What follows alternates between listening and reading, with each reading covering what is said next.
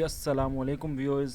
आज का जो क्वेश्चन है वो कहता है कि अगर 15 वर्कर जो हैं वो पेंट करते हैं किसी सर्टन हाउस को 24 दिनों में, तो हमारे पास दो चीज़ें हैं, वर्कर्स हैं और दूसरे हमारे पास क्या हैं, डेज़ हैं। तो वर्कर्स कितने हैं जी? वर्कर हमारे पास हैं 15 वर्कर्स हैं और वो एक काम कर रहे हैं कितने दिनों में? 24 डेज़ के अंदर काम कर रहे हैं। ठीक है। कहता है कि हाउ मैनी डेज़, यानी कितने डेज़ चाहिए होंगे, तो इस दूसरे डेज़ को हम एक्स कह लेते हैं। और कितने वर्कर अगर काम करें, 40 वर्कर काम करें तो ये काम हो जाए। सो हमारे पास ये सिंपल सी एक रेशो बन गई है। और अगर हम इसमें अब देखते हैं कि ये डायरेक्टली है या इन्वर्सली है, तो डायरेक्टली आपको पता है क्या होता है कि अगर एक चीज़ बढ़े और दूसरी चीज़ भी बढ़े उसको हम कहते हैं डायरेक्टली है। एक चीज़ कम हो दूसरी चीज़ भी कम हो तो ये क्या डायरेक्टली है।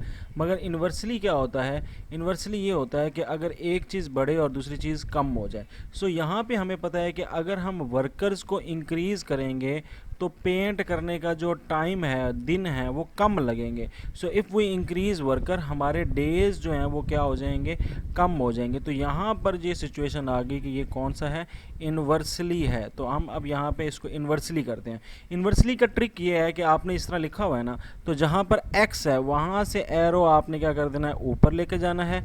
और इन्वर्सली हो तो जो सेकंड एरो लगाना है वो आपने डाउन लगाना है, यानी उसका ऑपोजिट लगाना है। ठीक है।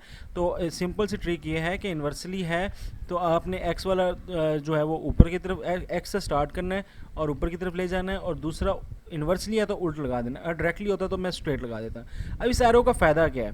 इस एरो का फ़ायदा ये है कि इसको मैं यूँ लिख सकता हूँ कि एक्स एरो ऊपर जा रहा है तो इसको मैं लिख सकता हूँ x over 24 is equal to 15 over 40। क्योंकि एरो ऊपर से नीचे आ रहा है तो 15 ओवर 40 लिखूंगा। तो ये सिंपल सी ट्रिक है। अगर डायरेक्टली होता तो फिर 40 ओवर 15 लिखता, बट यहाँ पे इन्वर्सली है तो इसलिए मैंने उल्ट किया। जैसे एरो की डायरेक्शन है ना, वैसे ही आपने ये फ्रैक्शंस लिखनी है। अब 24 उधर जाके मल्टीप्लाई हो गया और ये आपकी बन गई इक्वेशन। तो यहाँ पर सिंपली आपका एक्स निकल आएगा। सो यहाँ पे आपने किया 6, ये आ जाएगा 10 और ये कट जाएगा किसके साथ, 15 के साथ।